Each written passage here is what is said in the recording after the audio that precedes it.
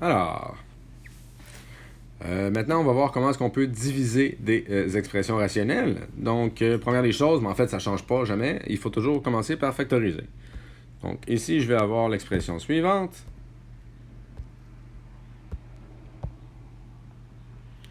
Donc, la première, on l'a fait il n'y a pas tellement longtemps. Donc, ça nous donnait x moins 7 fois x plus 3 divisé par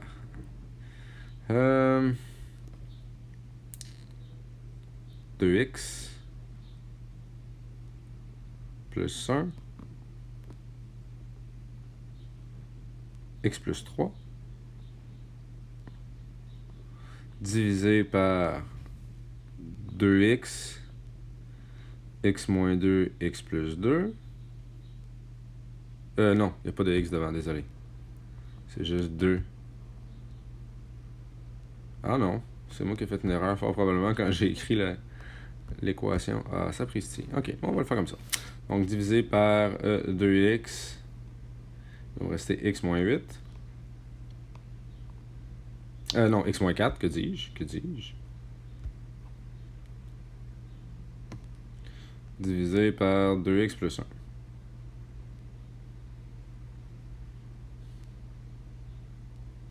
Là, j'ai clairement fait une erreur quand j'ai fait mon équation, mais bon. OK, donc ici, première des choses, on va commencer par aller mettre nos restrictions. Donc, nos restrictions sont à tous les endroits où je ne peux pas diviser par 0. Donc, évidemment, j'ai mes deux dénominateurs. Donc, ici, j'ai 2x plus 1,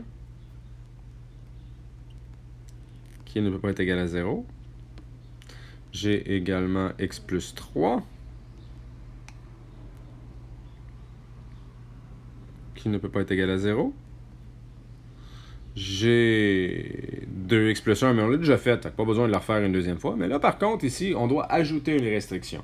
Pourquoi? Parce que je vous rappelle que les restrictions viennent du fait qu'on ne peut pas diviser par 0. Et ici, on a une division.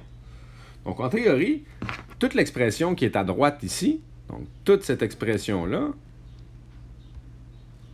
ne peut pas non plus être égale à 0. Ça implique que le numérateur ne peut pas être égal à 0. Pourquoi? Parce que si le numérateur est égal à 0, ben 0 divisé par quelque chose, ça fait 0. Puis là, je vais avoir l'expression de gauche divisée par 0. Donc, on ne peut pas. Alors, il faut que dans le cas de la division, c'est le cas où on doit rajouter des restrictions. Donc, on doit ajouter la restriction sur le numérateur de notre diviseur. Alors ici, ça implique que le 2x ne pourra pas être égal à 0.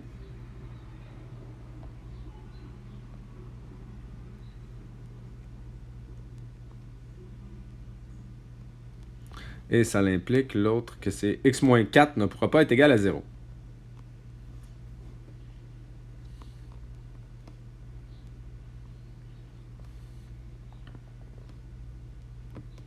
Donc, ça implique ici que x ne pourra pas être égal à moins 1,5. X ne peut pas être égal à moins 3. X ne peut pas être égal à 0. Et x ne peut pas être égal à 4. J'ai donc 4 restrictions. Donc, x n'appartient pas à l'ensemble. Moins 3, moins 1,5, 0 et 4. Maintenant, il ne me reste plus qu'à aller diviser. Mais là, n'oubliez pas, une division d'une fraction, c'est comme si on multipliait par l'inverse. Donc, je vais aller écrire la première fraction telle quelle. Donc, x moins 7 fois x plus 3.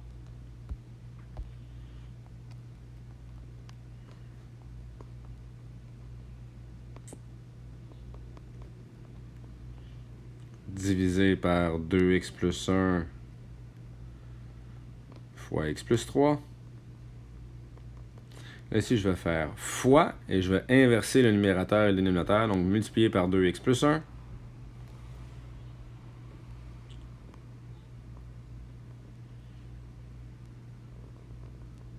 Divisé par...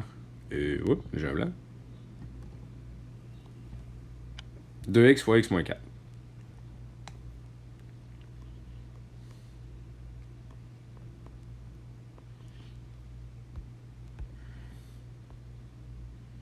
Et là, je réduis. Donc, 2x plus 1 fois 2x plus 1. X plus 3 avec le x plus 3. Il va donc me rester comme réponse finale x moins 7 au numérateur divisé par 2x fois x moins 4, tout en n'oubliant pas d'inscrire nos restrictions, donc où x ne peut pas appartenir à l'ensemble, moins 3, moins 1 demi, 0 et 4.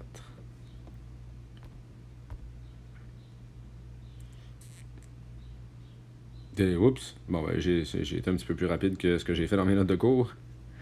Maintenant, faisons le deuxième exemple. Alors, encore une fois, je vais peut-être accélérer un peu le processus pour ce qui est de la factorisation. À un moment donné, là, on en fait tellement que vous devriez être assez à l'aise pour les faire rapidement. Enfin, je vous le souhaite. Donc ici, je remarque un trinôme carré parfait. Je vais donc avoir 2x moins 3 à la 2 divisé par 5 multiplié par 2x moins 3 fois, tiens, je vais tout de suite le transformer en multiplication. Je vais avoir x plus 3, x moins 3.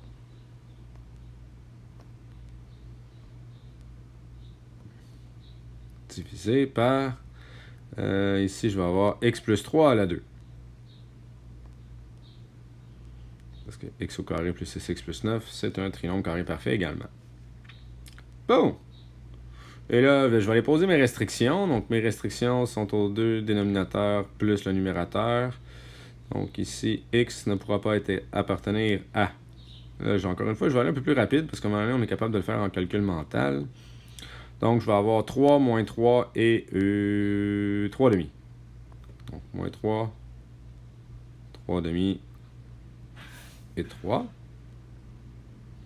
Et je vais les réduire immédiatement. Donc, vous voyez, à un moment donné, là, avec l'expérience, vous allez être capable de le faire très rapidement. Donc, j'ai un 2x plus moins 3 en haut. On va enlever le carré, on va le barrer avec lui. J'ai un x plus 3 ici, on va enlever lui. Il va donc me rester 2x moins 3 fois x moins 3. Tout ça divisé par x plus 3.